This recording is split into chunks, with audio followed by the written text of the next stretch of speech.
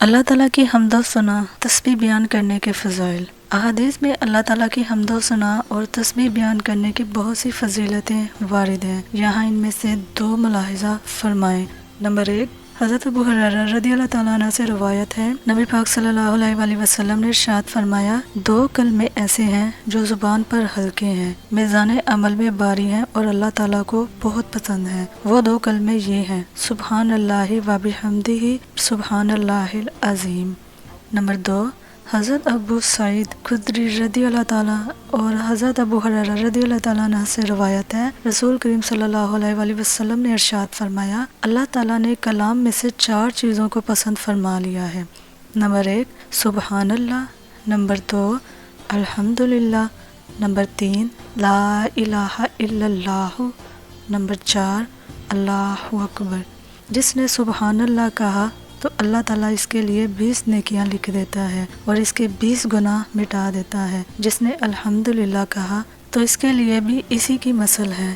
جس نے لا الہ الا اللہ کہا تو اس کے لیے بھی اسی مثل کی طرح ہے، اور جس نے اپنی طرف سے الحمدللہ رب العالمین کہا تو اس کے لیے 30 نیکیاں لکھی جاتی ہیں اور اس کے 30 گناہ مٹا دیے جاتے ہیں۔ سبحان اللہ۔ حمد و ثنا کے حقوق کا واحد مالک اللہ تعالیٰ ہے۔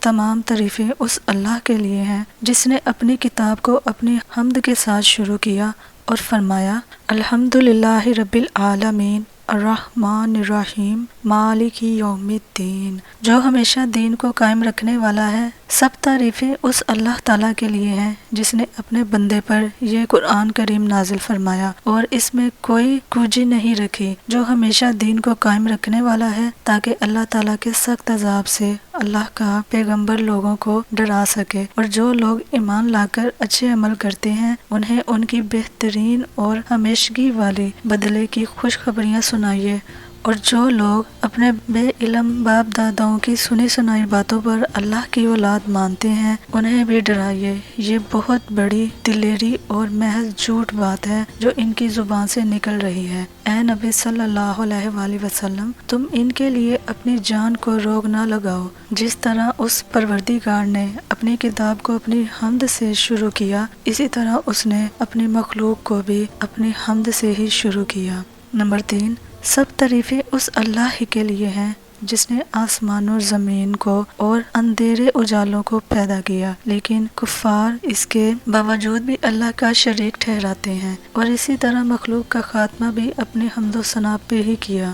اہل جنت اور اہل جہنم کے انجام کا بیان کر کے ارشاد ہوتا ہے، تو دیکھے گا کہ فرشتے عرش خداوندی کو چاروں طرف سے گھیرے ہوئے ہوں گے اور اپنے رب کی حمد و ثنا تسبیح و تقدیس بیان کرتے ہوں گے۔ فیصلے حق کے ساتھ ہو چکے ہوں گے اور کہہ دیا گیا ہوگا کہ تمام تعریفیں اللہ رب العزت کے لیے ہیں۔ اسی لیے اللہ تعالیٰ کا فرمان ہے، وہی اللہ ہے، اس کے سوا کوئی عبادت کے لائق نہیں۔ سب تعریفیں اول و آخر اسی کے لیے ہیں، اسی کا حکم ہے اور اسی کی طرف تم لوٹ کر لائے جاؤ گے۔ اور ارشاد ہے، سب تعریفیں اس اللہ کے لیے ہیں جس کی آسمان و زمین کی کل چیزیں ہیں، آخرت میں بھی حمد اسی کے لیے ہے، وہی حکمتوں والا سب خبریں رکھنے والا ہے، لہٰذا اول و آخر اسی کی تعریف ہے، یعنی جو کچھ اس نے پیدا کیا اور جو کچھ پیدا کرے گا وہی ان سب کی تعریفوں کا مستحق ہے۔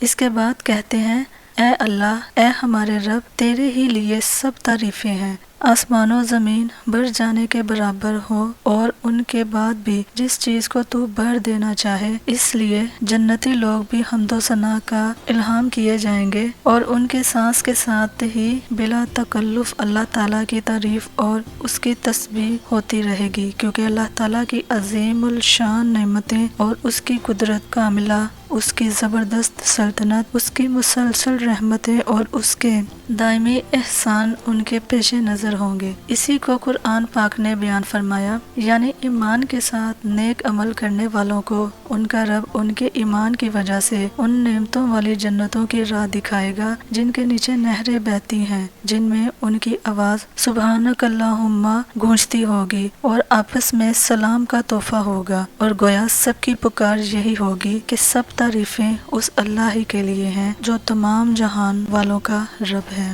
بے شک دعا ہے کہ اللہ پاک آپ سب کو اپنے حفظ و امان میں رکھے، خیر و عافیت سے رکھے۔ دعا میں یاد رکھیے گا۔ اللہ نگہبان۔